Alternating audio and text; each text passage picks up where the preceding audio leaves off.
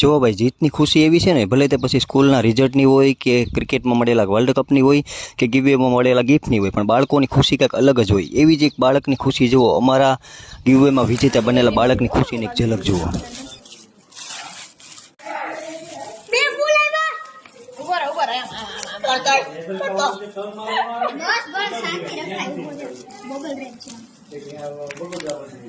તમે જોઈ શકો છો કે આ ગિફ્ટ જોઈને જો મારા બાળકો કેટલા એક્સાઇટિંગ થઈ ગયા છે.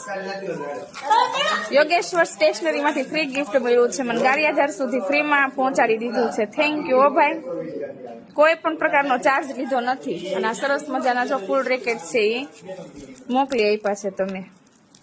મસ્ત બોલે ક્યાં મમ્મી? ફટાફટ.